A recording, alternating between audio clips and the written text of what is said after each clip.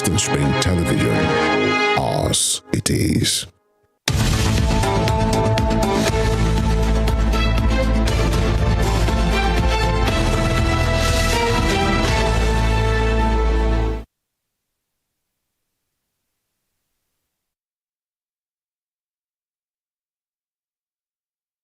Well, it's January the 5th, Thursday, 2023. This may yet be the fastest January that has ever Januaried in the history of Januaries. Welcome to the show, Morning Spring on Western Spring Television this morning. If you check your time, it's just in the region of some minutes past 7, and it was like a flash. I woke up around 5 this morning, and before you know it, I'm here in the studio past 7.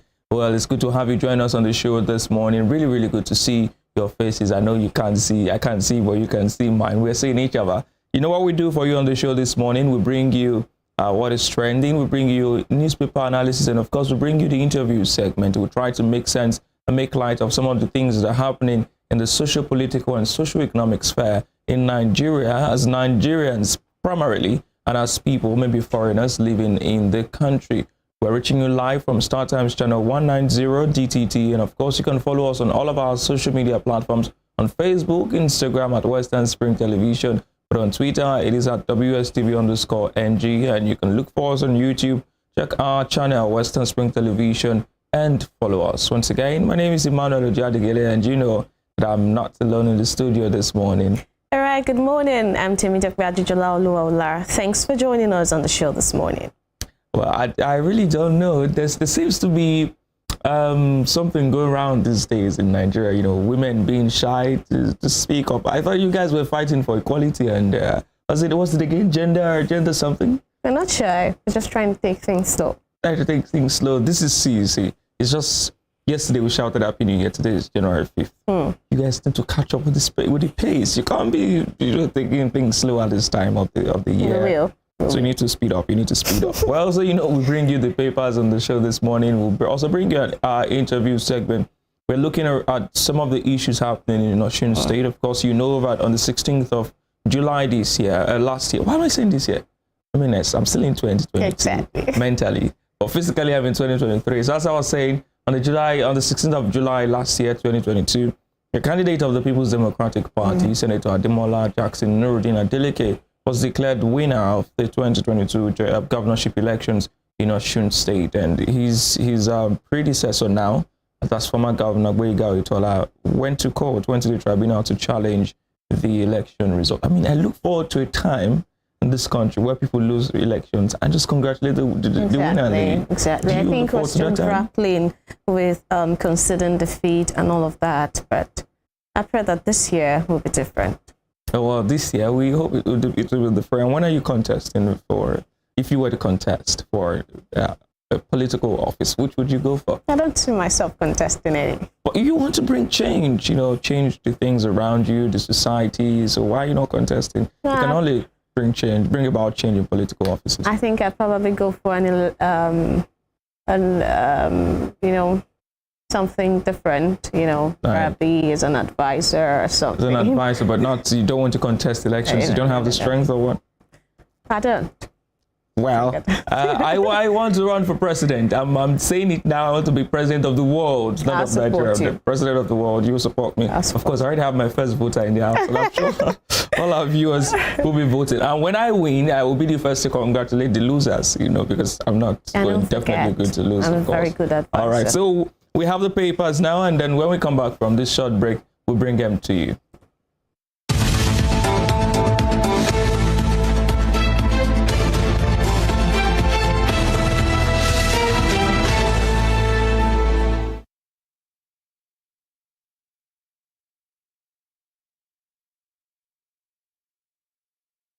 All right, welcome back to the program. It's still Morning Spring on Western Spring Television. My name is Emmanuel Ojadigele, like you already know, and of course, Temitope is in the studio this morning. We begin with the Punch newspaper. The Punch newspaper has as its banner headline, "Discos hike electricity tariffs secretly. Consumers kick." Consumers accuse Discos of fleecing Nigerians. Operators NERC silent. Discos began new tariffs January 1st. Their other arbitrary increment, ECAN. Well, I had that feeling that the units have been purchasing. We recently bought some. We're not just lasting enough. Now we're seeing that they've hiked electricity tariffs secretly. It's not really a very good way to start the year. I noticed that too with mine. And another thing I've noticed is that these new meters that are being distributed have some units on them. And I said they're not free. You'll have to pay eventually. So eventually you see that there are you pay more money than the units that were even given to you. And so these are the secret, increments that have been put on all of these meters right now. And if NERC is silent, I don't know what else is the fate of the common man. Well, because that's a regulatory body, and they don't seem to be doing or saying anything about it. And that means that we'll just have to accept fate. But the fact that it was increased secretly is actually a problem. You can't. You need to let people know that you want to do an increment, and then they adjust. Not that someone wakes up and then buys. Yes, you buy the same amount, and then for a very reduced, what's it called now, number of units. And this began the new tariffs January 1st. Not a very good New Year gift, if you must say, to Nigerians. It isn't. I mean, we're still grappling with all the things that have been increased, the economy, people living way below their, a very good income and all that, and the basic, and we're even buying these things at a more expensive rate, and we're not even getting value for money. How many times do we have electricity available to us in a day? And all of this are factors that we really need to look into as a country in this new year. This new year, we hope that the government can take bold steps and exercise political will to solve some of these problems. Below that banner headline, you see pictures there from the Independent National Electoral Commission, INEC. The headline there says, elections, INEC set aside 8,809 BVAS as backup. The BVAS is the Bimodal Voters Accreditation System that has been introduced into the Nigerian electoral system this year. BVAS. I think it's really good that they have backup, considering the fact that a lot of things could go wrong. Seeing this news today made me really happy, because I was telling someone the other day that this actually is one of the great achievements of Buhari's administration, if you ask me. And INEC, setting aside this number of beavers is actually an upgrade to what was done with Ekiti and Osun. And I think we have a better hope, towards a free and fair election in, 2023. Well, yeah, we do. And it will be interesting to see how INEC, penetrates some of the hinterlands with these machines. Some areas, some of the riverine areas now, some of the hilly areas with little or no access to the internet, and of course electricity issues. But I'm sure all of those things will be looked into and sorted out before the election. Sure. At the bottom strip of the paper, fuel marketers boycotts private depots. A sex romp, principal denies cover-up, suspends 6 students. 2.47 trillion naira security budget low, as according to a panel of the House of Representatives. Well, I read the story about the school in Lagos yesterday, and it was appalling. Those children are between the ages of 14 and 17, and they've been going to hotels, they've been engaging in orgies, threesomes, and some of those other nasty things that we read. And some parents are accusing the school of covering up. And if some of the teachers are not benefiting, they would have raised an alarm, and then there are some parents who are saying that, no, we raised the alarm, so there's no way the teachers would have known. But is there a problem with our education system and our value system as a people? There is a problem with our education system, but more with our values. I mean, that the parents are always trying to push the responsibilities to teachers. I mean, charity, they say, begins at home. Yes, because one of the students was said to have had 1 million naira in his account. Imagine that. And parents are accusing the teachers, the principal, of, covering up. Covering up what? If the teachers are not looking into that aspect, or by some sort of oversight, they've omitted that, you should have noticed as a parent, you're supposed to spend, some time as well with your children. I mean, weekends are also there. What do your children do? Do you give them close monitoring? What do you even check up with their teachers to know how their comportment is in school. We need to do our bit as parents and leave the teachers to also do theirs. But I'm glad that the school has suspended some of the students, and in time, I hope they fish out more and, you know, eradicate some of this behavior in the school. Well, you cannot take it away from parents. You know, parents, the family is the first unit of socialization. That's what they teach you in social studies. I mean, a child at the age of 17, 18 has $1 million in the account. He knows not what to do. He or she knows not what to do with the money. Work for it. Things like this with exposure to the internet, I must say that is also a problem. It is. But there are ways parents can monitor the devices of their children. There are apps you can use to see what sites they visit and all of that. I think it's negligence. It is personally. That's what I think. I think that parents think, well, my child is in school and teachers should take over, except even if it's a boarding school, a lot of atrocities go down there. A lot. I think we need to revamp some of these agents of socialization and hope that these children are not just suspended or expelled, but put through rehabilitation, you know, because there's a problem. It's a deep-seated problem. Yes. Now they are exposed to these things. It may be hard to stop. Above the nameplate, before we leave the Punch newspaper this morning, NNPC prospects for oil in Niger. But we recently discovered oil in Bauchi and Gombe, and I think it's even more exciting news that we are looking for more oil in the northern parts of the country. Yes, it's an exciting news, probably to you, but to me, I think that we should start looking towards other resources rather than oil all the time. It's a good one if we want to look into that as well. But apart from oil, we should have other supporting resources. Nigeria is blessed. So we should stop oil. We should look towards other things and develop our agriculture. It's also a good sector.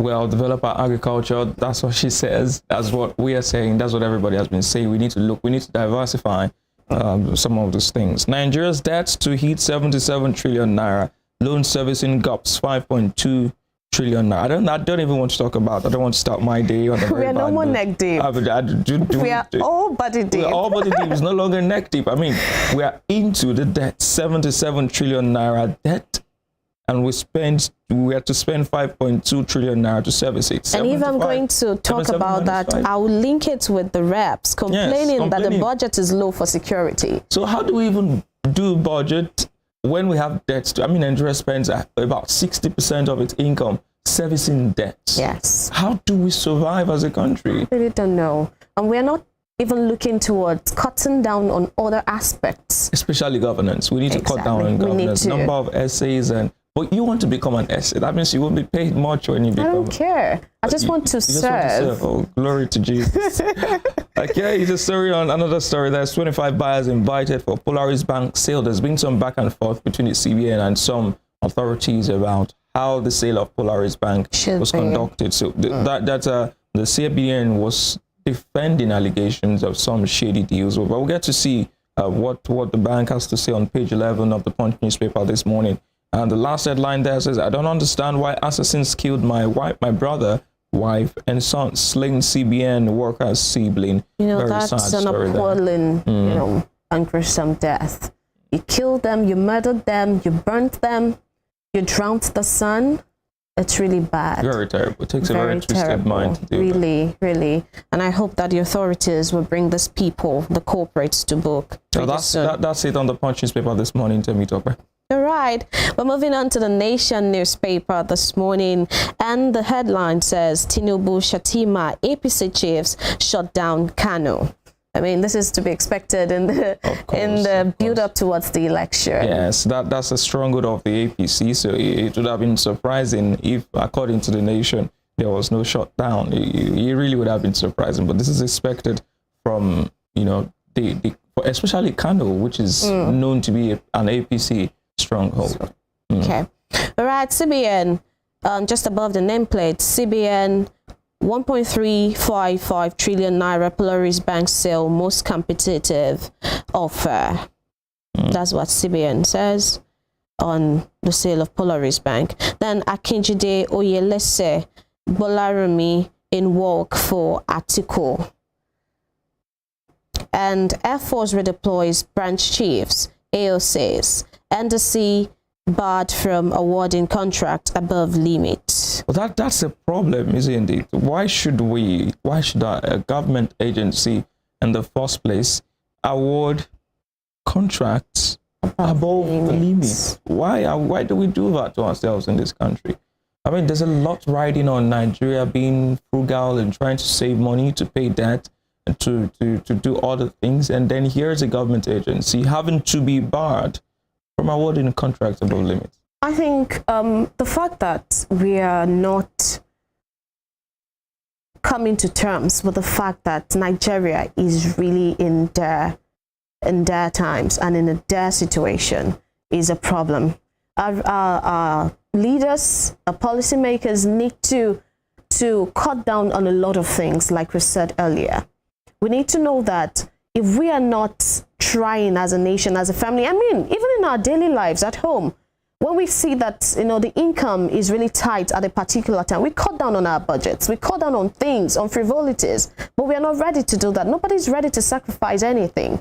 We keep accruing, assets and all that to the detriment of the nation, which is really not good enough. Very disheartening, very, very disheartening. The way you paint that picture, it's even worse, because now a lot of people don't eat 3 square meals now. It's a triangle or a pyramid now. They just take one drop down to the end of the day and then flatline it. And have you even seen the one? Do you know what constitutes the first meal of the day? If I tell you what I had yesterday, you would dash me money on the show. We're not talking about you, Manuel.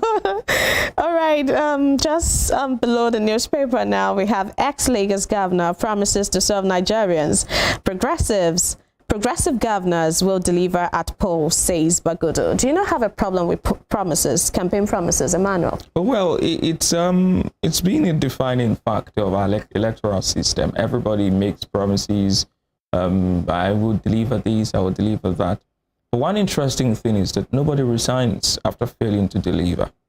Last year, the former British Prime Minister, Liz Truss, resigned after 45 days because, according to her, she can no longer deliver on the mandate that she was elected on, and she had to leave office. And we've seen it in different parts of the world. When people make promises, they try to keep it. If they can't keep it, they come forward to say, okay, I can't keep this. Do you want me to continue? Should I resign? I would love to resign. But it doesn't happen here. And because people are gullible, because people, the poverty of the mind and resources has been monetized and weaponized by politicians. So we see the promises, but we never see the actions. And in fact, I don't think that I've heard campaigns, especially of the United Kingdom and their candidates. Nobody says we'll provide hospitals, we'll provide roads. What they just tell you is we'll provide energy cuts, we'll try to reduce how much you pay for electricity, we'll ensure that border issues, these are issues because every other thing is available.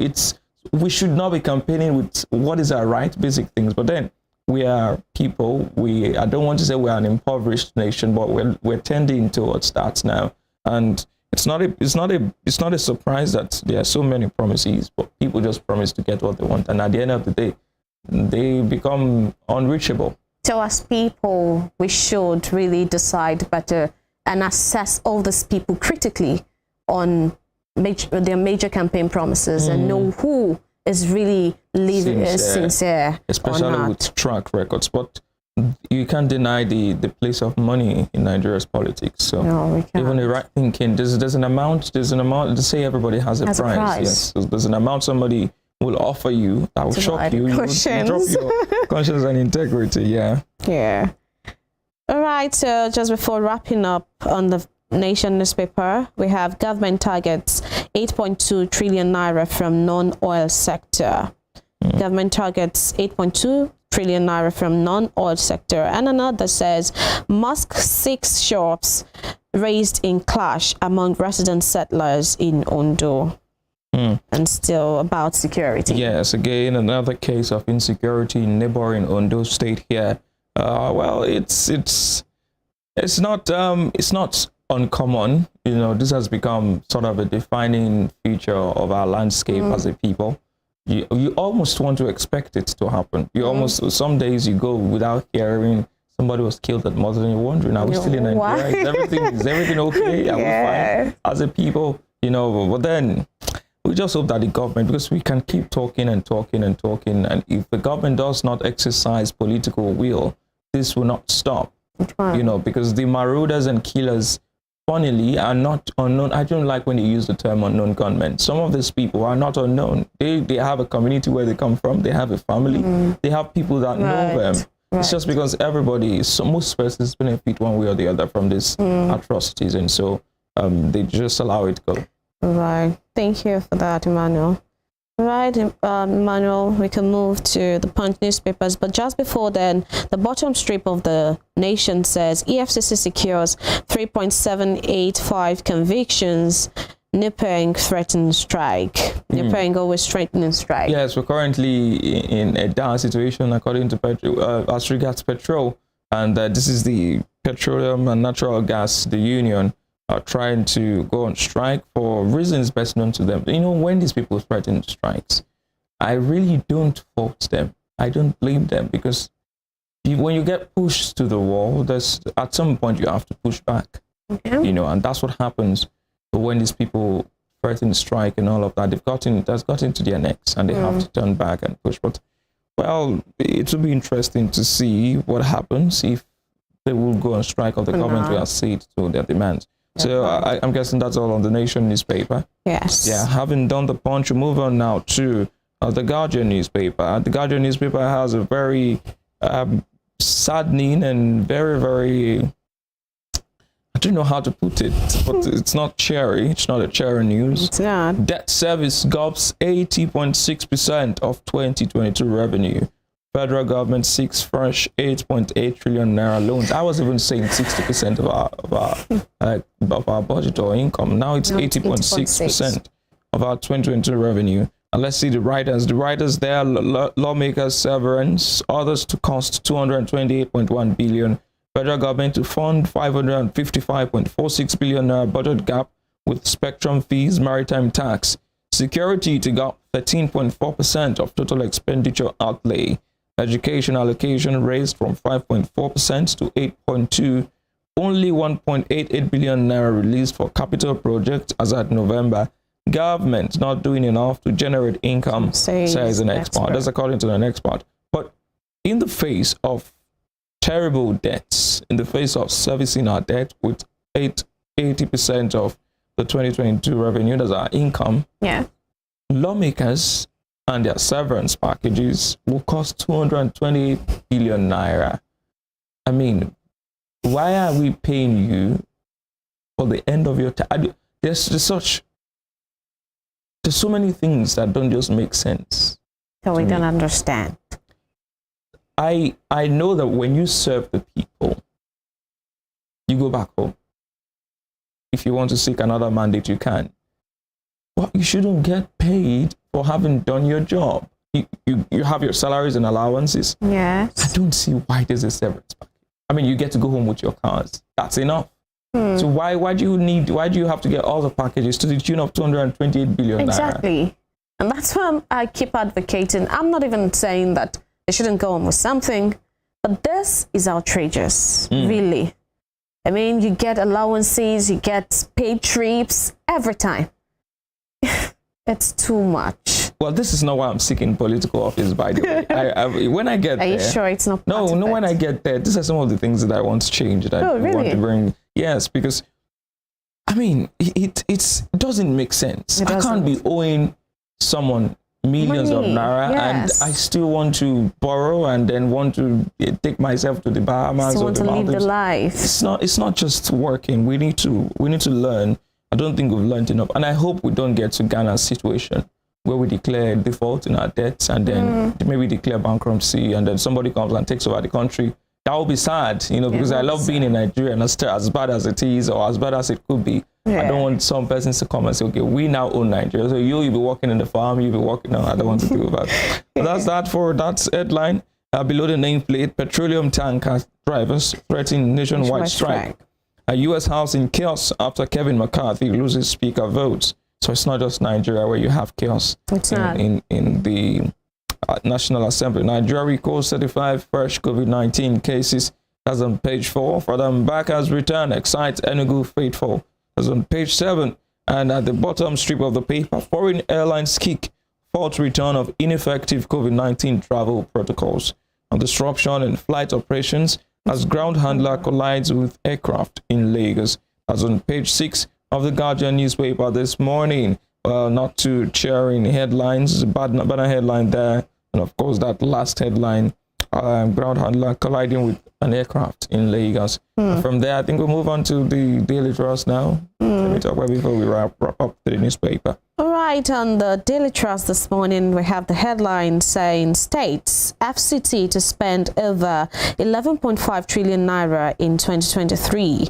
Everybody's still talking about budgets. I think this is the time of the year where we talk about budgets and how we're going to spend them. So they're trying to states and FCT to spend over 11.5 trillion naira in 2023. Do the states, does FCT, does a nation have the capacity to spend over this amount when we are going to use about 80 point something, trillion naira to service debts in the nation this year? Well, if we're servicing our debts with that percentage, 80.6%, and the state and FCT have to spend over 11.5 trillion, you can trust the government to find a way to get money to spend, in the year. My worry is that these funds may not be spent judiciously to the betterment of the people.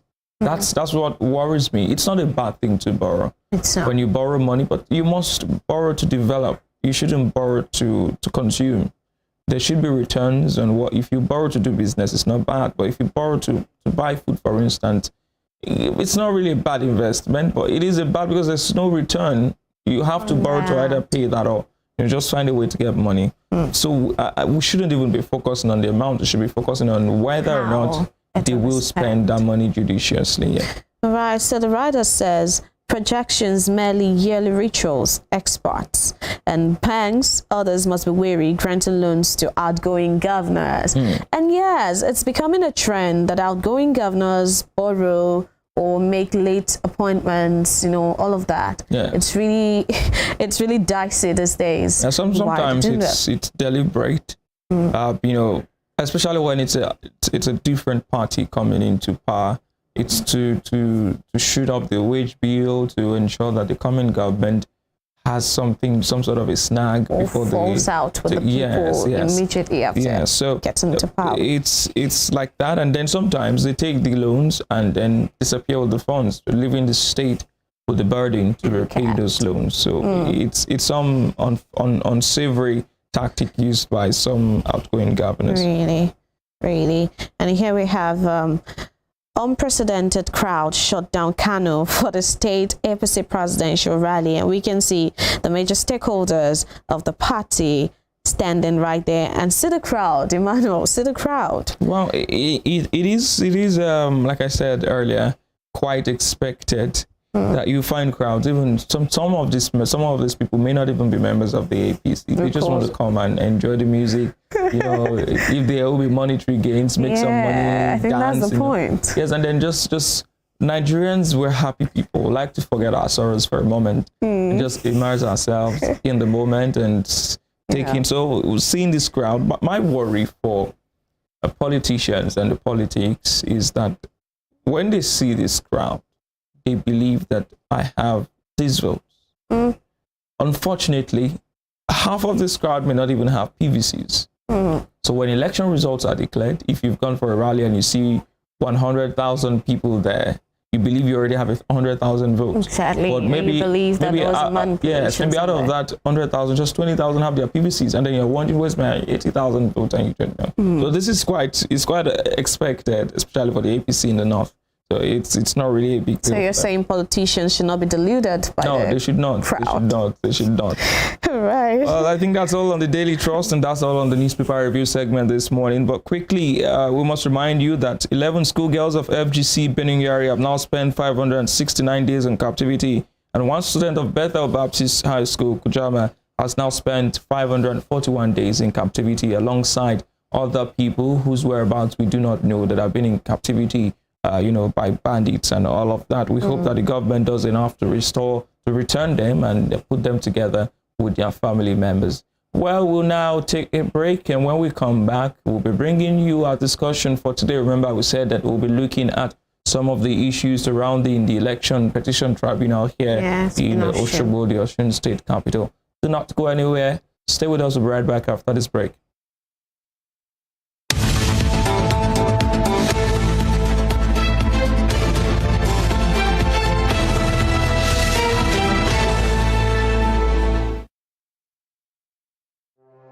Arrested, affected, sound, found. What do we see? What do we say? Flowing from a spring. A fact A to Z. Check and confirm. Ever expounding current events. Traveling down from the business gist to the globally arising happenings, to the sports news, to the bittersweet infos. Guided transmission, even diffusion, vast and fast, detailed facts are fled. Within seconds, nuggets of words that flew across borders are fired. Stories short and long, wrapped in bundles of words, broken and dissected as it is, except misheard. This is the news as it is.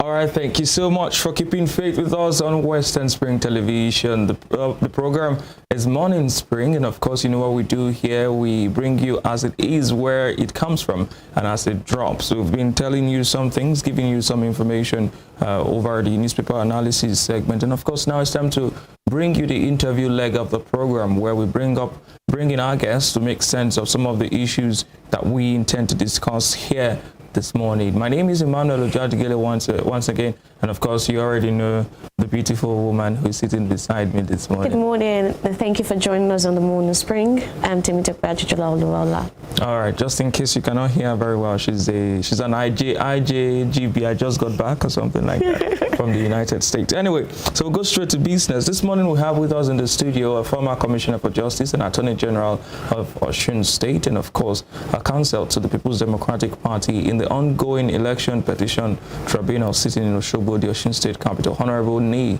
Owolade. Thank you so much for joining us this morning. Thank you for having me. Good morning. It's a pleasure to. I like your heart particularly. Thank you. Okay. Yeah. Thank you. So we want to look at what has happened so far at the tribunal. Let's start from the very beginning. During the pre-hearing stage, one of the counsels to the APC, Chief Yomi Aliu, alleged that there were threats to his life personally and that of other lawyers. Now, what did you make of that? Was it just politicking at the tribunal, or it was a fact? Of course, you've said it all. That's part of the politics.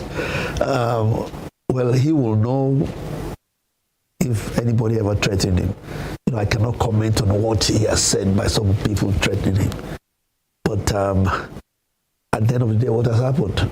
The tribunal went smoothly. And we are now at the address stage.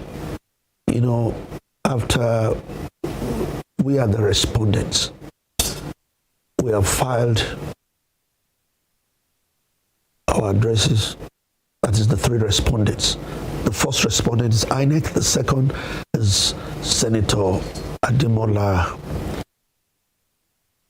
Jackson Nuruddin Adeleke. The third is the PDP. We have filed.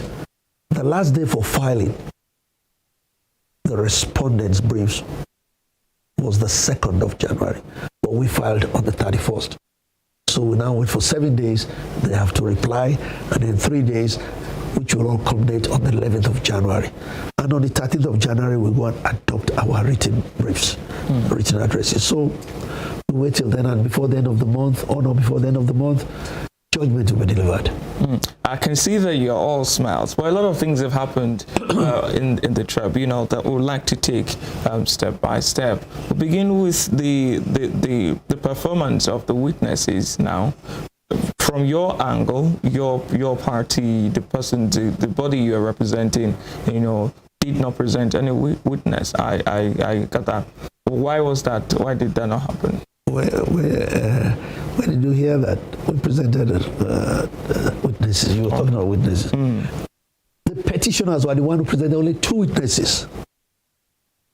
They presented 2 witnesses. The special advisor to the former governor, and who was referred to as their expert, and then Mr. Rasak Adioshu was their presiding, the state representative. That's for the APC. And on our part, since they presented only 2 witnesses, we didn't have to overflog it. So we presented, of course, we said about we because the first respondent is INEC. They presented the ICT person, and then on our own part, we presented an expert witness, a forensic expert, so to say.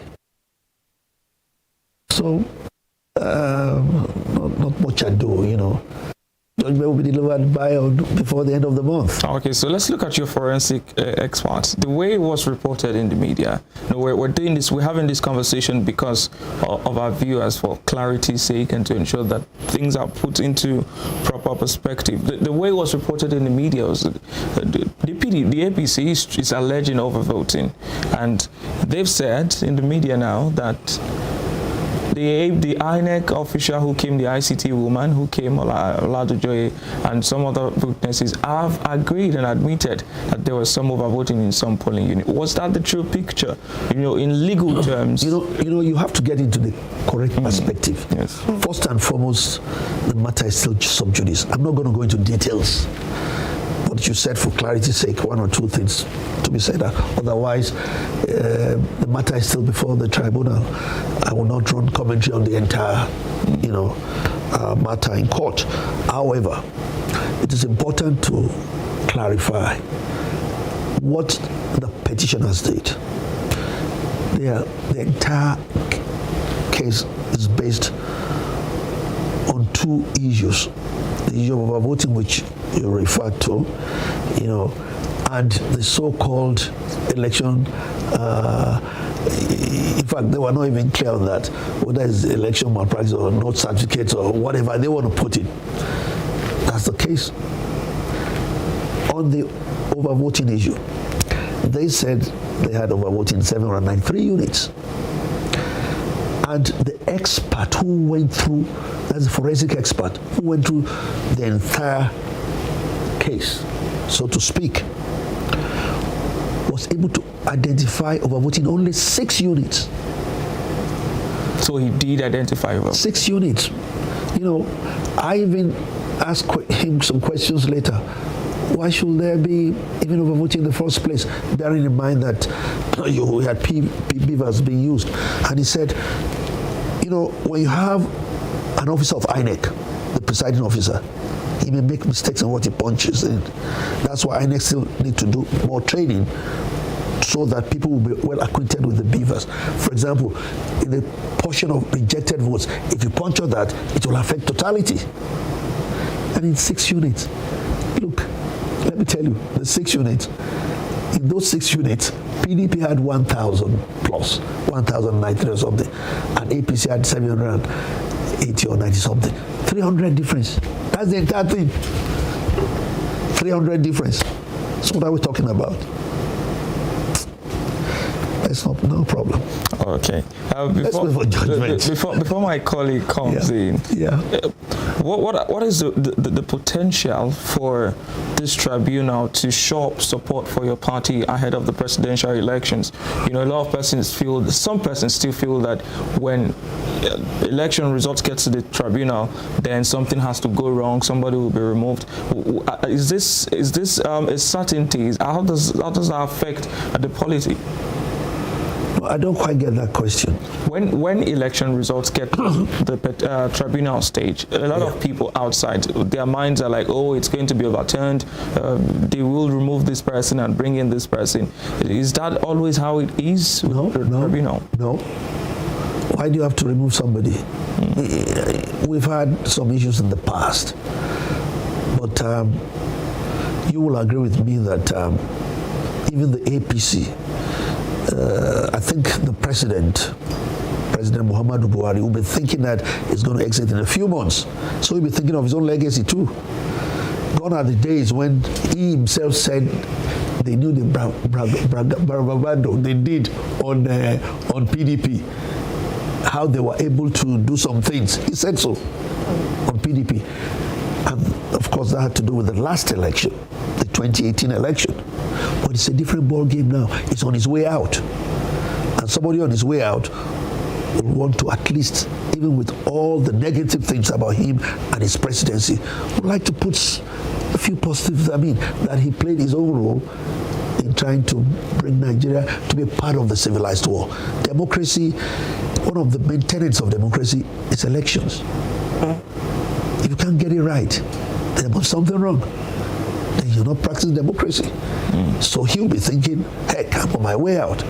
So if some people in APC will think that they will be part of he's already showing that I will not be part of that shenanigan of the past. So it's a different ball game now. So now let's come down to your party. Yeah. Within the party, are there agitations towards the tribunal result? In my party? Yes. What agitations? We don't have any problem. They are the petitioners. They went to court. And we have responded. We are the respondents. We don't have any problem. It's their right to go to any court. And we will respond. And look, we're in a democracy. So, and we will assume that the judges will do what is right. Because it's a different ballgame. As Nigeria is maturing, it's important for us to play in accordance with the rules. So, on our side, we are confident that at the end of the day, there will be justice. I know that a few people may be bothered that knowing what Nigeria, they'll tell you about Nigerian factor. That, they may want to, in fact, if you know the narrative from the other side, from the APC, some of them, after they said, oh, we are not leaving, that's after 16th of July election, we are going to stay put. Then, when the reality dawned on them, suddenly they realized, we got to go. Midnight 28th of midnight of the 26th of November, we must leave the scene. Then the narrative changed. Oh, we are coming back. We're coming back in a few months. Then some of them would like to kill themselves. You can go into all kinds of, you're trying to make yourself happy. Oh, the presidential candidate, when he gets in, he will put pressure on the presidential elections on the 25th of February. So he will not be sworn in until 29th of May, for goodness sake. So what pressure is he going to put on what we judges? So, but of course, you like to make yourself happy. You want your troops to still be together. Otherwise, everybody will all live en masse from APC to PDP. So you tell all kinds of narratives, unrealistic narratives. So I guess when things like this are happening, you hear all kinds of comical, people get into all kinds of narratives, but the reality is the reality. So you're very confident that your party or your principal is going to remain the governor? Look, the people of Osun have spoken. Power belongs to the people. That's what we must realize. Power belongs to the people. It's one of the fundamentals of democracy. The people will decide. In our constitution, it's every 4 years. The governorship and the presidential. The people will decide who they want. And once they have decided, you may do all kinds of shenanigans. The people have decided. And if we've played according to the rules, yes, you're right, you can go to any court. But that's not going to change what is there. That's the reality. So you can take away the reality from the comical aspect, or from trying to make yourself happy, or from trying to keep the troops, we don't want to let them know that it is for real. We've been voted out, which is the reality. They have been voted out. The people of Osun decided on the 16th of July to elect Senator Ademola Jackson Nuruddin Adeleke as the 6th governor of Osun State. So, I don't know, and from all that is there, it's obvious. It's obvious the people have decided, they have spoken. But you may try all kinds of things you want to try. You can't change that. Go to the court, yes. The people have decided. That is the important aspect of this. All right, Honorable Olade, I was in court for the large, in fact, almost the entirety of the proceedings, save for a few days. And in one of the sittings, Chief Alex Izinyo did he brought to the notice of the justices, Justice Tetsekumi and the rest, that he wasn't satisfied with the media reportage of the matter, particularly the way the APC was pushing the narratives of what was happening in court. What did you make of that at that time? I agree with him absolutely. It's a shame for anybody to try and hoodwink the public, to try and deceive the people. An example is the one you just gave, the issue of overvoting, so-called overvoting, which at the end of the day is only 300 votes. It's not going to change anything, 300 votes. What, you look at the quantum of votes that we have on the ground, what is it changing? A situation where what has happened is not what is often what is reported, just to make your people happy. Just to show that there's still a chance. There's no chance anywhere. It's so obvious. It's day and night. The people have decided. The umpire, INEC is the umpire. They came and they reported what happened. The ICT woman was there. She reported what happened. They didn't come there to tell lies. That they said yes. In any case, it's very difficult for you to have absolute result in any election. There will be the odd one too. So if you have 6 units, unit 6, and then you make a big deal, you make a mountain. Oh, overvoting. If you notice part of the recording of the other side, the reporting of the other side, they will hardly use the word in 6 units. Overvoting, there is overvoting. You make it, it's interesting.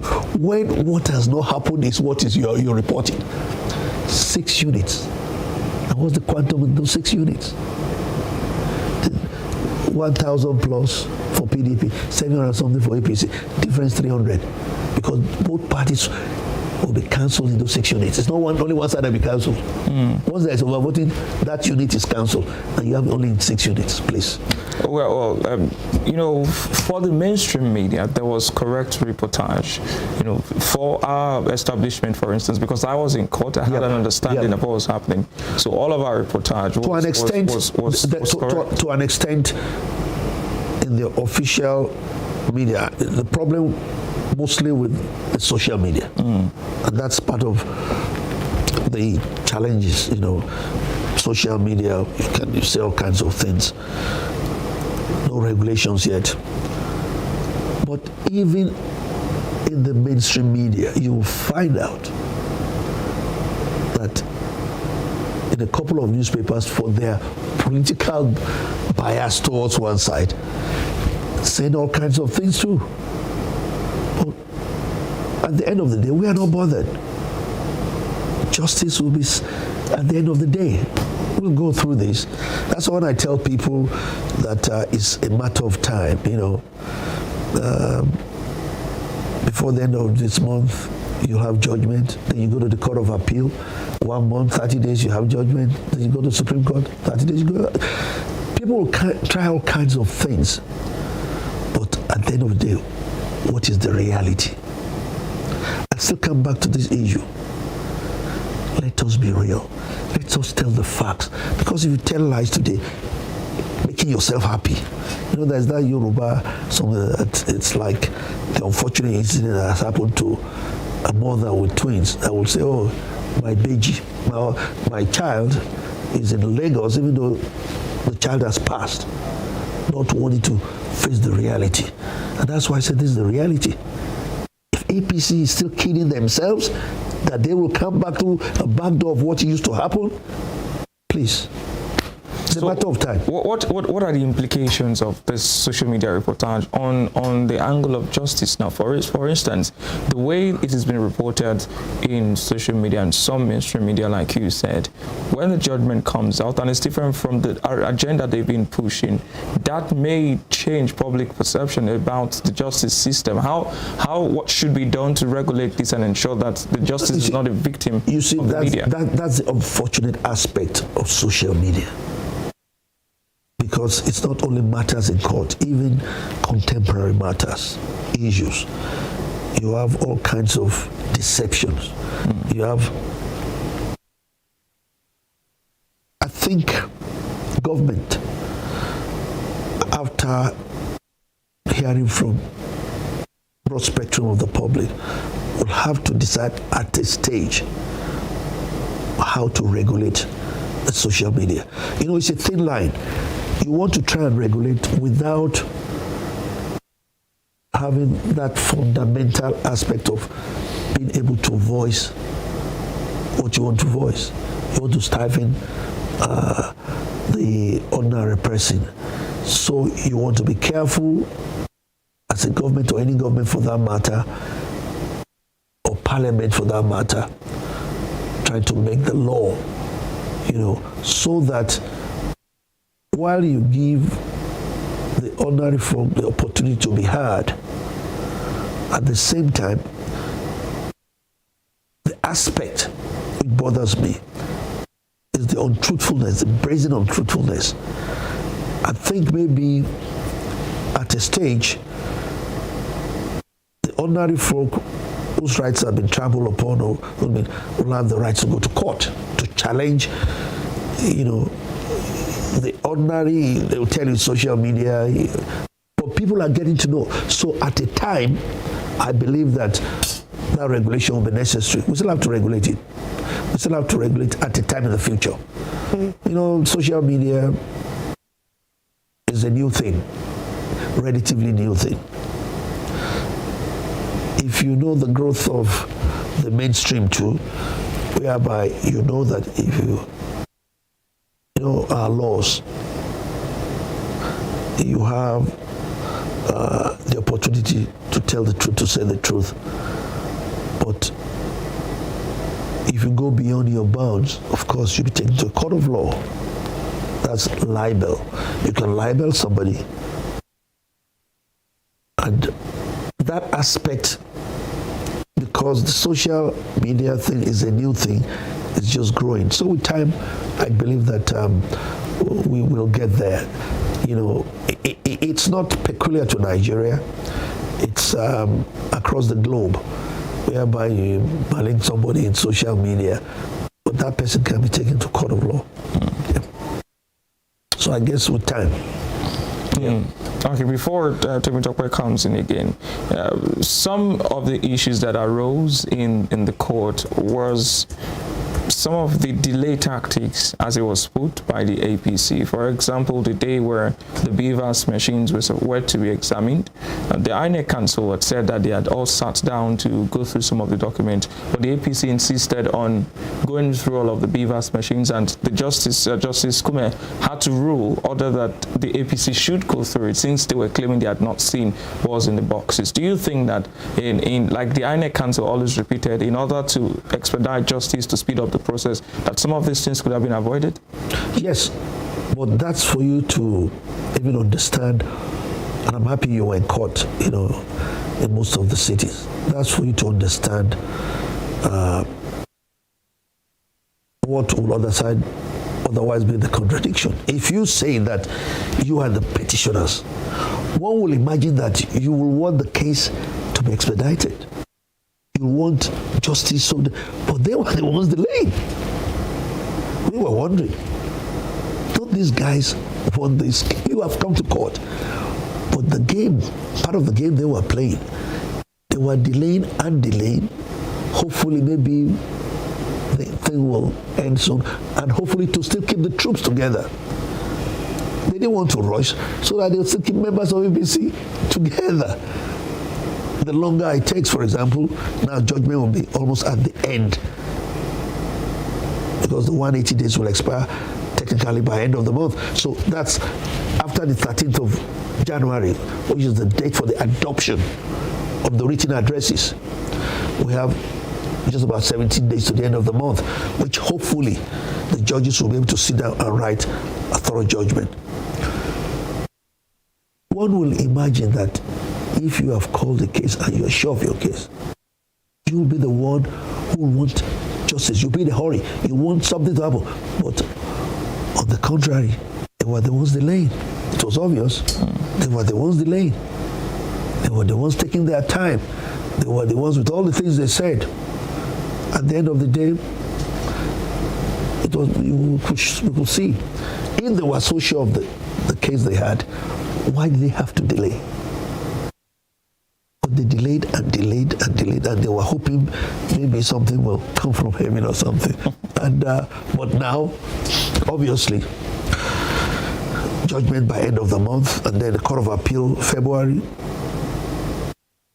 Supreme Court March. You can't run away. You have asked, and you can only tell the people only for a span of time. But I can assure you that the good people of Osun will hear the end of this thing soon, sooner than later. Okay, so what if just by some unknown circumstances your principal is affected by all of this? Affected by what? The judgment.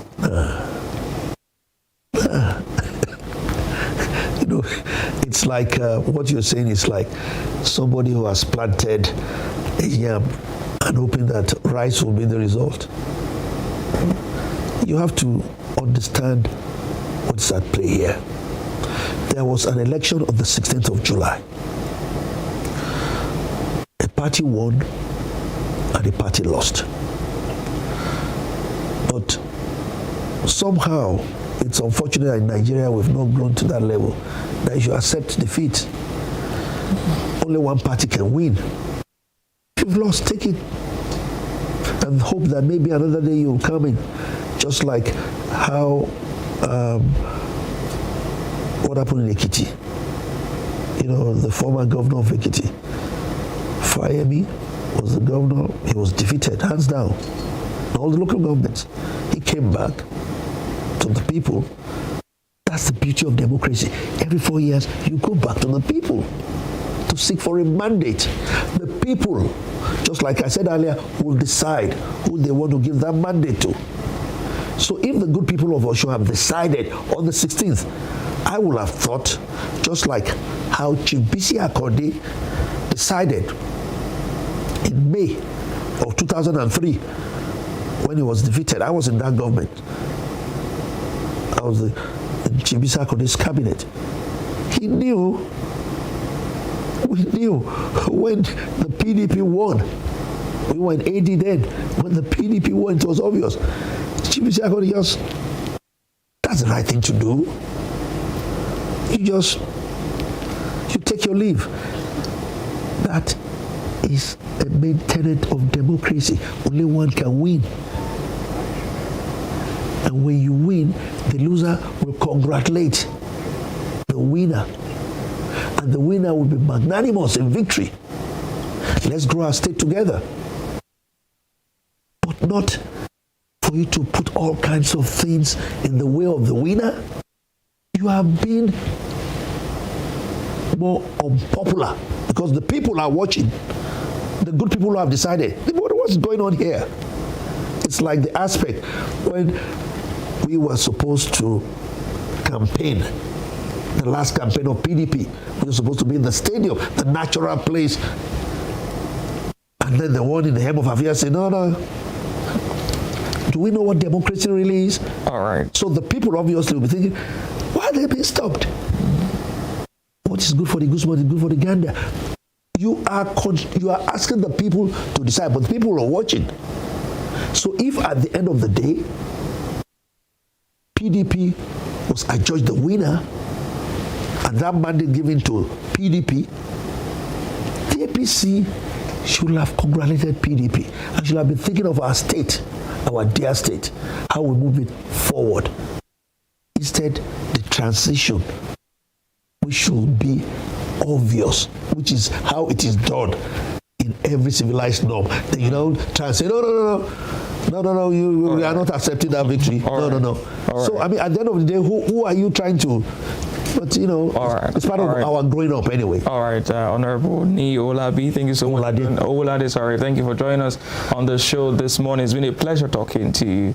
I will hope to have you some other time to, talk on some of the other issues happening in Osun State. It's good to see you this morning. Thank you very much for having me, and I must congratulate the CEO, management, and staff of. It's my first time I've come to the Western Spring Television. Thank for you this beautiful edifice. All right, thank you very much. Well, we'll bring it to you as it is here on Western Spring Television. We'll take this short break, and when we come back, we'll bring in our next guest to stay with us.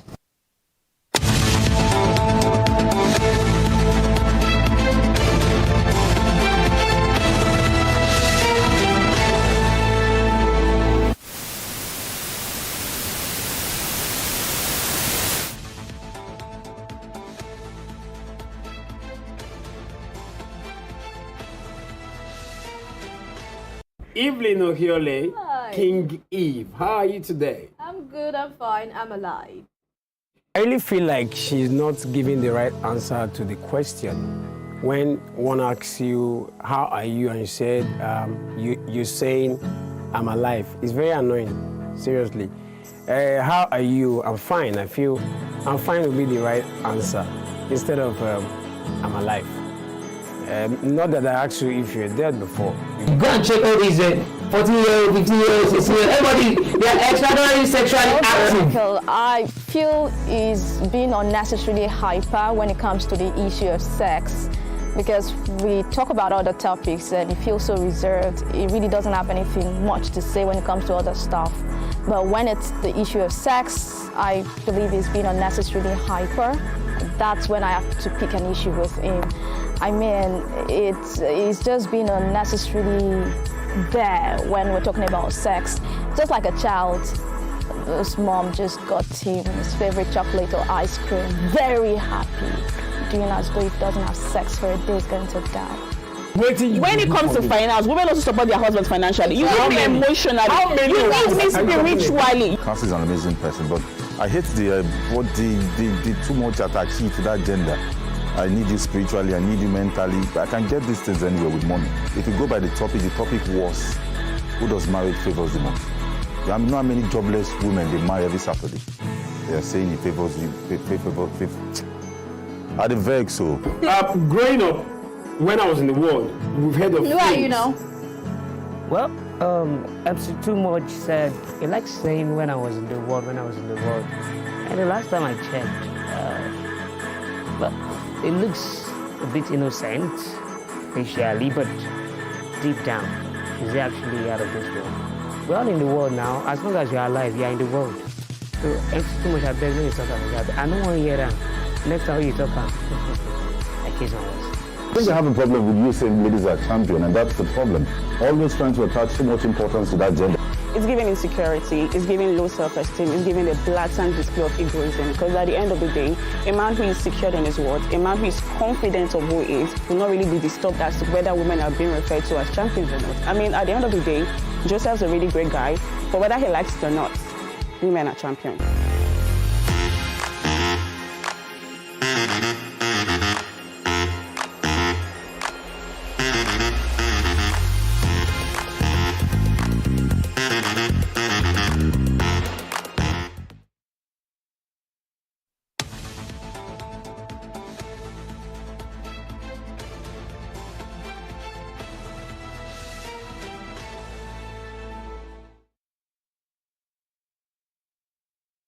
All right, welcome back to the program. It is still Morning Spring on Western Spring Television, where we bring it to you as it is, from where it drops and when it drops. On the show this morning, we've been having a review, going all over again the current happenings in Osun State, where the APC is challenging the results of the PDP's electoral victory in last year's gubernatorial elections. We've spoken to a counsel to the People's Democratic Party, Honorable Niyi Owolade, who has tried to give us some perspective and defend some of the reasons that his party is in court. And of course, we'll be speaking to, for the second leg of the interview, we'll be speaking to someone within the petitioning side, the petitioners. And we have joining us live on the show this morning, right here in the studios, Chief Ogunshola Adegoke, who is the legal advisor to the Osun State All Progressives Congress, APC, and chairman, Reportage Local Government Council. Good morning, Chief. I can call you Chief? Yeah. Ogunshola. All right. Thank you so much for joining us this morning. Good morning. Good morning, viewers at home. All right. Why did your party go to court after the election? You know, when you have a rule of law, a procedure for challenging any infraction, you just have to take that particular procedure. You don't take to violence, you don't take to jungle justice. You have to follow the due process. And the electoral law in Nigeria electoral act in Nigeria is very clear. When you lose an election, a national election, you approach the electoral tribunal, the election petition tribunal. And that is what our party and candidates had done. And it's our right. So, and we are not ready to waive it. Well, so there are some who say that in the interest of democracy, in the interest of the people of Osun State, the APC should have congratulated the PDP and then just let things run like that. Well, when you have a victory that could not be sustained under the law that regulated the processes that give you that purported victory, then you don't need to congratulate at that moment. When we exhaust all the avenue to challenge the result of the election, and at the end of the day, they adjudged election to be credible, then we will congratulate. Okay, so let's get to the tribunal. Now, I know that you've been following the proceedings and the process from the beginning. Like I asked Honorable Owolade this morning, at the beginning, Chief Yomi Aliyu said that there were threats to his life and the lives of other APC council. How did that happen? Was there really a threat? Was anybody threatening their safety? Well, you know, Chief Yomi Aliyu is from Mede. And perhaps there were undercurrent from the home front against him as an indigene of Ede, where the current governor also hails from. And, you know, if you look at the atmosphere in the Osun State then, immediately they declared the result of the governorship election. There were pockets of violence here and there. And, you know, this was what we had not been witnessing in the past. So one needs to be very careful in moving around, because safety of your life is very important in whatever you want to do. So that was why we felt then that it should be raised before the tribunal, that as counsel to the petitioners, our life was not safe. Was that why you wrote to the petitioners, wrote to the Court of Appeal asking that the tribunal be moved? Because the Court of Appeal eventually released a statement and said, oh, the DSS and the police have assured us of safety. We are going to sit in Osogbo. Yeah, well, you know, when we raised the alarm, that the police decided to be up and doing.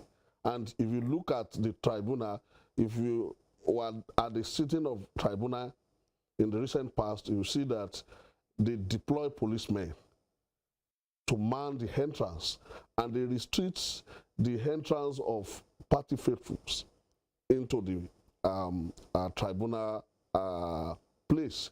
So when we discovered that the police was ready to provide security, then we decided not to pursue our petition again. It's our right to apply. It's another thing that particular application was not granted. All right, sir. In the tribunal, you raised the issue of overvoting, and Chief Owolade, Honorable Owolade, said that they were just overvoting in 6 units. So how do you think that this issue is going to sway the hand of judgment in your favor? That is their own admission.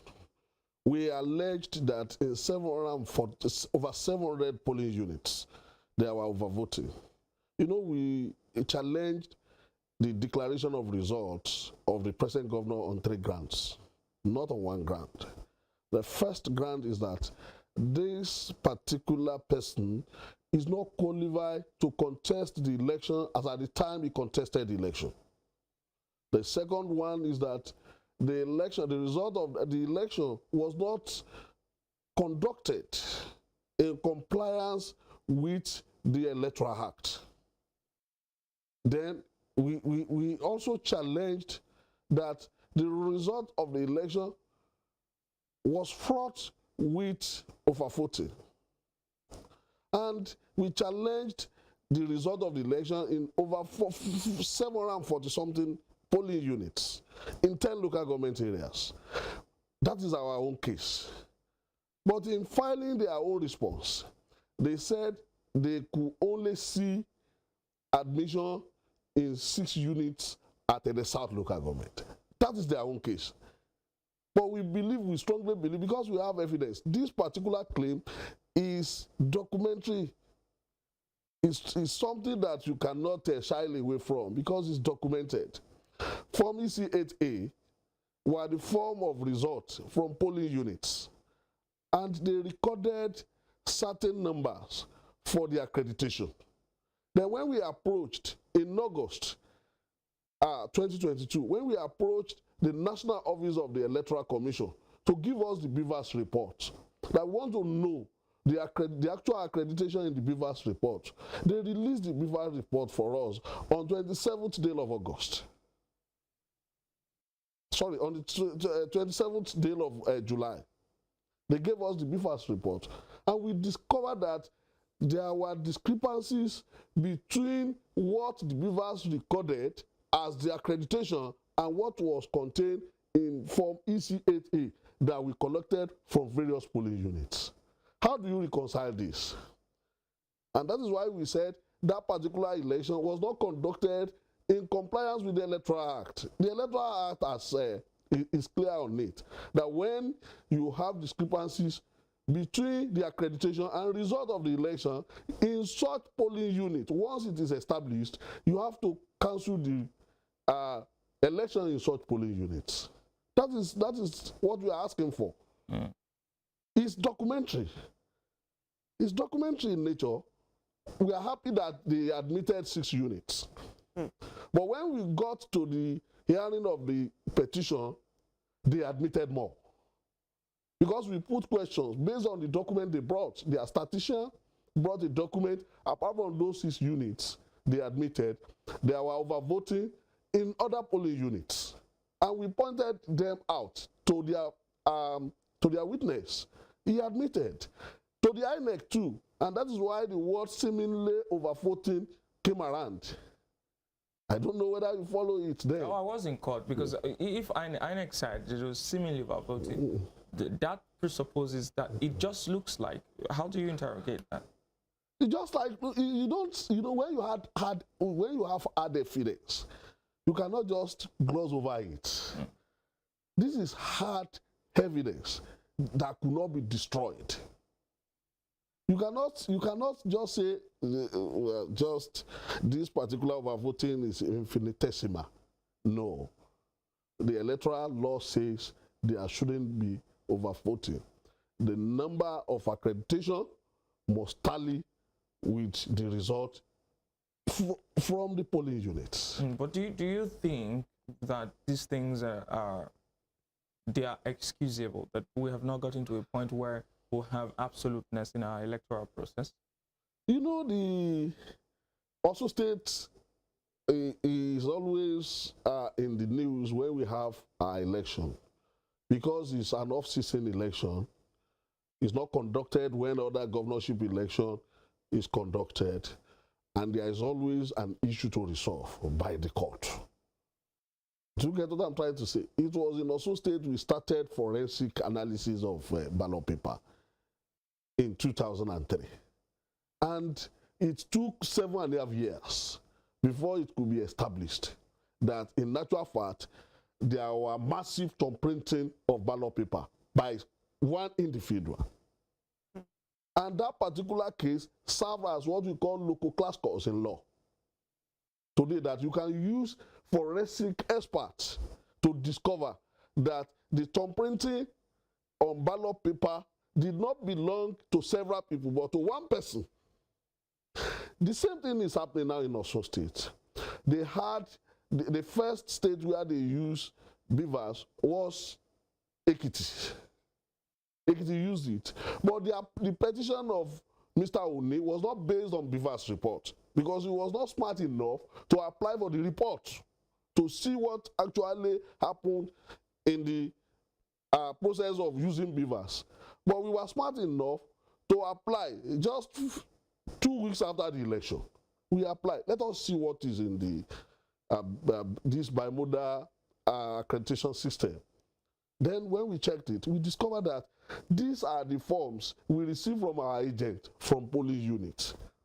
EC8A, the usual form they use for result. It is in that form that you enter all the results, the accreditation, the score obtained by each candidate, the void vote, the valid vote, and so on and so forth.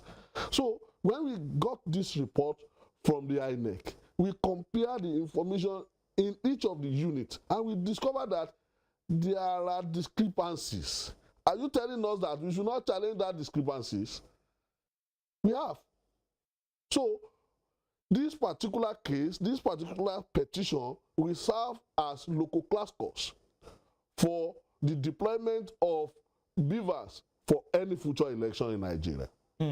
Well, there are some persons who have said that your party knows the reality on ground, and you're just in court to keep the body, soul, and spirit of your party together, so that your supporters do not, defect to other parties if you outrightly congratulate the winner. Well, is that what the case is? Let me remind you, in 2018, when Adeleke lost the election, he went to tribunal, up to Supreme Court. Nobody ever said he was using that to keep together the remnants of the PDP then. It's our right, it's constitutional right of an individual who contested an election. Even if you obtain one vote, you have the right to challenge the result of the person that is declared as the winner. Not talking of adjudging us to be the runner-up. If you have one vote, it's your right. The condition of taking part in the election petition is that I took part in this election and I obtained this result. All right, so let's come back to the petition you filed, where you said you didn't think that Governor Adeleke was fit to have contested the election as at the time he did. Yes. Why did you think? Well, he first started with his own level. He brought a certain paper to be his whole level certificates. So we discovered that this particular certificate was not obtained from anywhere, the whole level. We didn't stop at that. He submitted 2 other certificates, one from Penny High School or something of that nature, the other one is Atlantic State Metropolitan something. We discovered that it's just 21 days or thereabout. The dates, the difference between the date he obtained the first one, which was supposed to be the one he used to gain admission. So we discovered that it's almost a month apart that he obtained votes. If we want electoral system to be credible in Nigeria, we have to challenge this. It's for the cause to tell us that it could be done. No. It's for us to put it as one of our grants that this particular person is not, as at the time he contested the election, is not qualified to contest that election. All right, so let's look at the performance of your party in the tribunal now. The petitioner called just 2 witnesses, both of them cabinet members. And some persons have said that if you really want to prove a case, you should have a multiplicity of witnesses. of witnesses. You know, in law, you cannot, if you are a litigant, you brought a case to me as a lawyer that I should prepare your case and take it up in court. You don't have any right to teach me how to take up that particular case any longer. If you observe that I'm not doing the way you like, and you tell me, and I reply that this is the way I want to conduct this case, if you are not satisfied with it, what you do is to take your case file from me and brief another lawyer. You know, we didn't allege violence in polling units. If we allege violence in 740-something polling units, then we could call witness in each of these polling units. But what we are saying is that they gave us from EC8A, which contained results from over 700 polling units. And we got Beaver's report. The party applied for it. I'm the state legal advisor of the party. We applied for it. And we got it. We compare the content of this Beaver's report with the content of Form EC8A.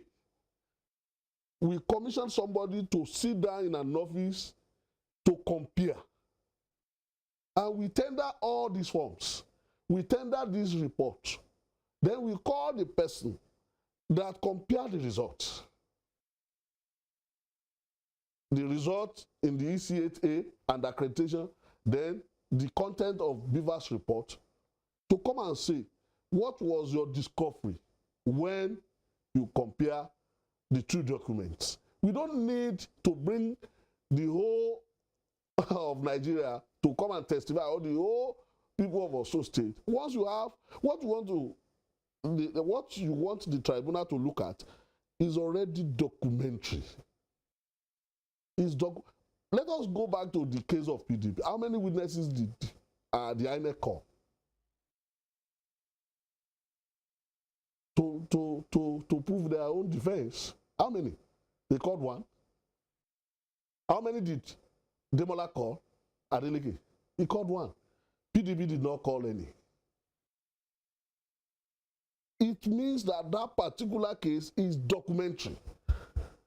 The tribunal will sit at chambers, look at these documents. Then they will make their findings.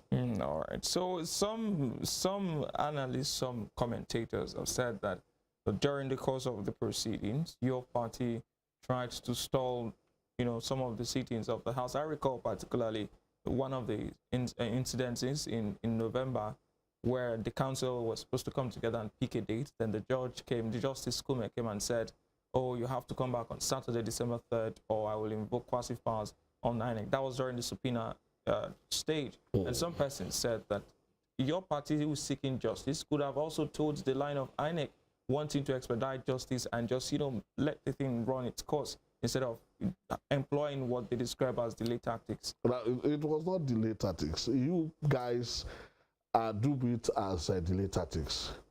Tribunal has a tenure. It's 180 days. And you can do whatever you want to do within those 180 days. We have not gone beyond 180 days. You said we want justice. Fine.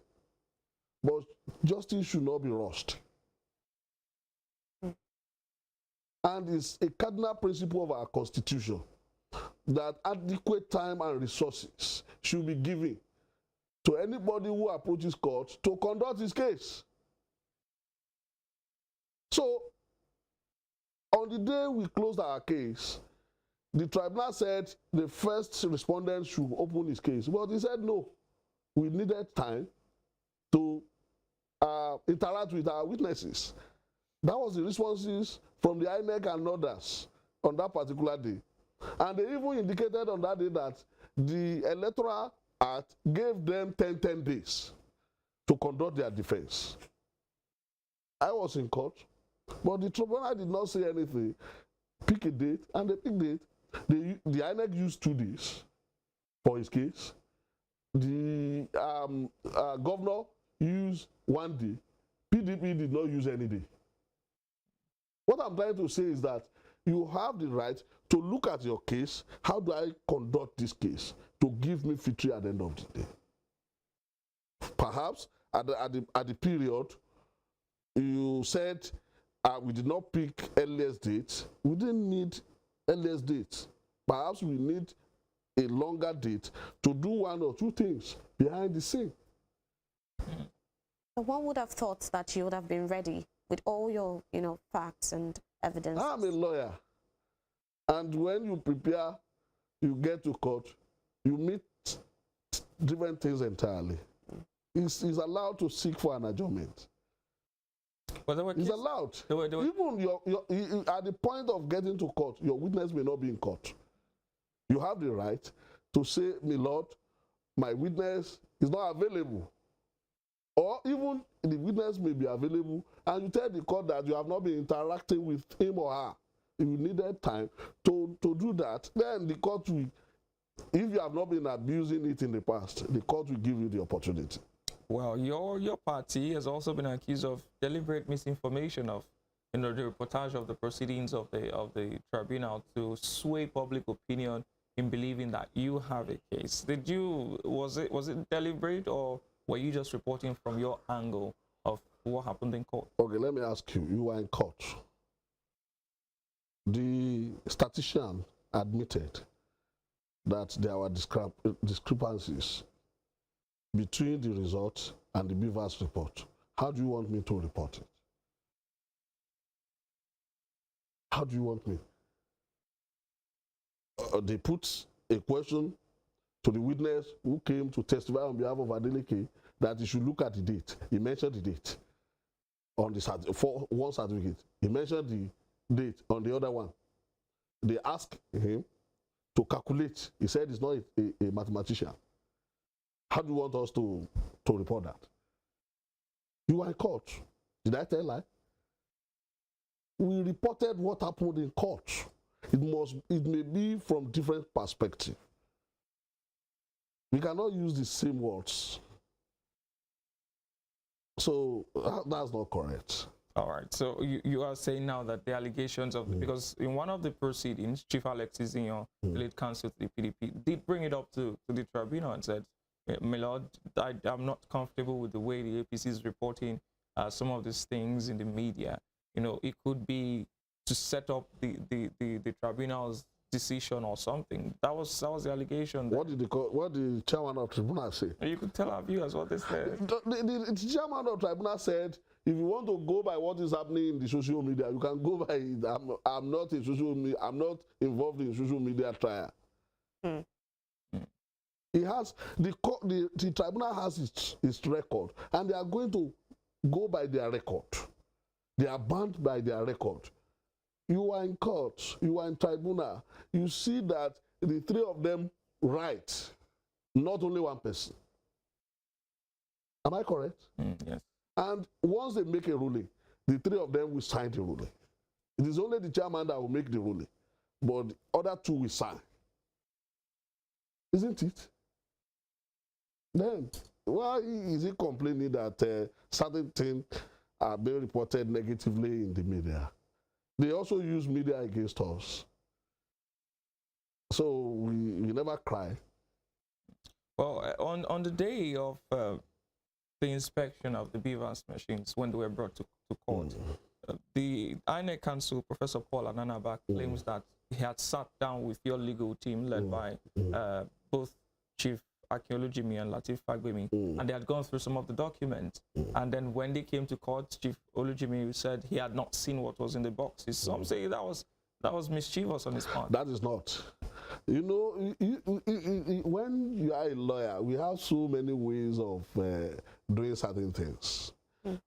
The schedule you are talking about, talk about Beavers machine. It's never talked about the content of the Beavers machine. Or if INEC is saying there's a Beavers machine, definitely they will be bringing the machine. No. If they bring the machine, the physical appearance, the physical structure of the machine is being watched, is being looked at. What is the content of the machine? We have not been able to look at the content of the machine. The content of the machine was in the schedule you want to tender. If you are a legal practitioner, you won't allow that. Without looking at what is in the content. You have to check the content before you allow it to be tendered. Well, the tribunal ruled that day that the APC should go through the BVAS machine, all 973 of them. But after going through just a few, your counsel came back and said, "Oh, we've gone through." Then it means that they have accorded us our right. So you were just looking for the right, not that you wanted to go through all of them. You won't know. They have their own BVAS report too. We have our own. And once you check 1, 2, 3, and you discover that they tally with what you have, what else do you want to talk about? Then, does it even make any sense to bring the BVAS machine to the tribunal when you have the certified true copy report of the content of the machine? It's just to showcase and just to tell the whole world that they want to prove their case. It's not, you know, when I tell you that this is a computer system, I want to tender what the computer has processed. I tender what was printed out of the computer. Then later, I decided to bring the whole computer to court. Does it make sense? So overall, what are your expectations of the judgment? The expectation of my party and my candidates and members of my party is to win at tribunal and declare Alhaji Isiaq Adeboyega Oyetola as the duly elected governor of Osun State on the 16th day of July 2022, when we had the governorship election in the state. So the overvoting that you are alleging now, are they just in polling unit where your candidate lost or where you won also? Even where we won. Okay. Where we won. More particularly in my local government. I'm from a Irekpoto local government. In some of the polling units in the Irekpoto local government, the PDP lost the election. And there was yes, we included, yes. Even some had been cancelled at the polling unit level at Irekpoto. But when we got to the collation center, they insisted that it must be part, the electoral officials insisted that it must be part of the result. And those are some of the things you're yes. Some of these things were cancelled at polling unit. Especially, I remember 2 units in my local government. It's part of the unit we challenge now. Because at local government, I mean, at unit level, it was cancelled. But when it got to the collation center, at ward level, they insisted that it must be part of the result. When we got to the local government level, the returning officer said, since they had included it at ward level, there's nothing she could do. She had to compute the result. So what level of confidence do you have in the tribunal? Your counsel, Kifolujimi and Latif Fagbemi, have said over time that they have explicit and utmost confidence in the Justice Kume-led tribunal. Do you toe that line? Even, you know, there is no lawyer who will tell the court, in open court, that he does not have confidence in the tribunal. There is no lawyer in the world who will tell that. The petitioner who only complain that. Have you forgotten that we belong to the same profession? We are the bar. They are the bench. You have to be in bar before you are elevated to bench. So we cannot discredit judges in their presence, even at their back. The petitioner or the litigant can write to the appropriate quarters that I do not have confidence in the tribunal, and there had never been that. Okay, thank you very much. I'd like to leave it at that this morning. We've been speaking with the legal advisor to the All Progressives Congress in Osun State, Chief Ogumshola Adekoki. Thank you so much for joining us on the show this morning. Thank you. You're welcome. Well, that's the show this morning. On the 13th of January 2023, the tribunal will reopen for adoption of final addresses by both the petitioner, the Progressives Congress, and former Governor Adeboyega Oyetola, And of course, the first, second, and third respondent, INEC, Senator Adeleke, and the People's Democratic Party, PDP. Well, we'll be stepping aside now for this segment of the show, and we'll be bringing you what's trending later on. But do stay with us. From myself and I just got back. I say have a nice day. All right, do have a nice day.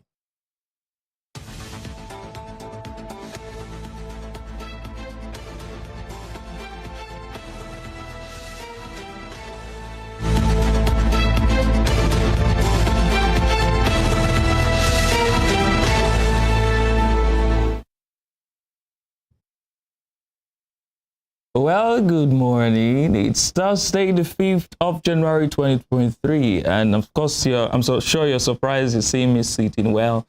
It's a new year. We have so many new styles for you this year. Welcome to the show, Spring Trends. What we do here is bring you who is trending, what is trending, why they're trending, and what people are saying about the who, the what, and the why. We'll go very quickly straight to business. This morning, we're starting on the political scene.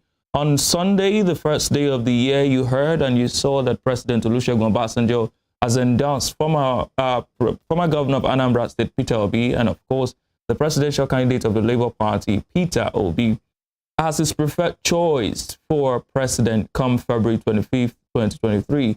Now, that generated a lot of reaction, but interestingly, there have been so many endorsements after that. Governor of Benue State, Samuel Ortom, has said that he has endorsed Peter Obi, and now one of the foremost elder statesmen in the Niger Delta, Chief Clerk Edwin Clark, has also endorsed Peter Obi.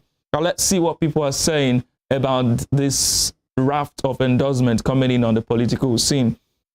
We'll start with Fabulous. Fabulous says they are still talking about Obasanjo's endorsement. Ortom and Edwin come add more violence. This is called Tears Pro Max. Oga engineer, borrow me your GP tank. I want to check something. The GP tank is to collect the tears of those who will be crying, I suppose.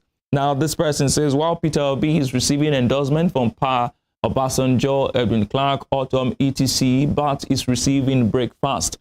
Truly, John Gudon Macho, Obi, our income is God's project. Those two letters you're seeing, there are some persons who have resigned from the APC's presidential campaign castle. The next comment is Mr. From Smaller Large. He says, LOL, Mr. Bulaban, APC thinks we Northerners will support nonsense called renewed hope.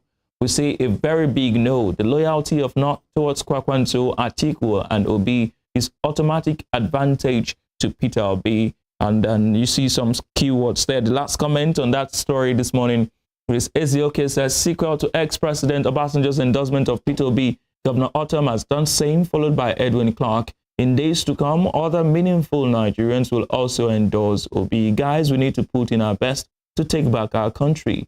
All hands must be on deck. Please go collect your PVC. And we're saying to you this morning, too, that you need to go collect your PVC if you intend to participate in next month's general election. From Peter Obi, we move on to something that's been trending for days now. Canada recently placed a ban on foreigners from buying residential properties for a particular period. And this particular media house reported it as saying that Canada bans Nigerians, other foreigners. Now, people are not taking it lightly on social media, especially on Twitter. This person says this is a national policy targeted at lowering the rising cost of properties. Nigerians were never the target and are never to be. It is strategic. The media should avoid this culture of profiling Nigeria and Nigerians. And the next person is T. T says, give correct information and don't single out Nigerians. The ban is for everyone who is not Canadian or a PR holder. No need to put Nigerian in the headlines. Next comment comes from, you see this person putting up the entire document, says only Nigerians are non-Canadian is a question. You can see that the document says it has risen sharply due to foreigners buying the home. So they don't want foreigners to really buy a lot of their homes. So it's not really Nigerians or not only Nigerians. Usman Yunus says the sheer lack of professionalism. Canada banned foreigners from buying properties, not only Nigerians. The way we make everything about Nigeria is shameful. And the last comment on that story says, while your media are trying to portray Nigeria as bad nation, the news we all heard was Canada banned all foreigners from buying residential properties. Why using Nigeria as headline on any bad news? I think it's high time Nigeria government regulate media to avoid misinformation. And so if you've been scared before that you've been banned from buying a house, just know that the ban is not just for Nigerians, it's for foreigners and all of that. Away from that, we move to the world of sports. Of course, you've heard that Ronaldo has joined the Saudi Arabian club Al Nassr. But during this press conference, Ronaldo made a very costly mistake. This is what he said during his interview. It's different. So for me, it's not the end of my career to come in South Africa. This is why I want to change. And to be honest, I really don't worry about what the people say. Well, you heard Ronaldo saying there that he's glad to be in South Africa. I mean, he's not in South Africa, he's in Saudi Arabia. So how did he come about saying that he's glad to be in South Africa? So let's see what people had to say on that. We start with MZ West. MZ West says, for someone who had multiple offers and not moving for money, you should at least know which country you're going to, and it's not South Africa. The next comment is from Messi, who says, you think this guy wants to play in EA South Africa as well? And King Kunde says, my guy is confused. Well, it's possible. Simfiwe says, LOL, he could be joining Orlando Pirates. Orlando Pirates is one of the biggest clubs in South Africa. It will be interesting to see if Ronaldo would ever consider joining Orlando Pirates. Beryl Mensah says he doesn't even know the country he's going to play in. Well, that's where we end it today. We hope that Ronaldo realizes that he's not in South Africa, but in Saudi Arabia. So he doesn't go about saying, I now play in South Africa or some other place that is not Saudi Arabia. That's what we have for you on the show this morning on Spring Trends on Western Spring Television. Please follow us on all our social media handles. Facebook, Instagram, at Twitter, WSTV_NG. You can follow me on Twitter at EM Ujadigile. My name is Emmanuel Ujadigile. It's Thursday, Throwback Thursday. Tomorrow is Friday. Thank God it's Friday. The weekend is coming to an end. Remember to stay safe and be on the right side of the law. I'll see you tomorrow. Do well to be yourself.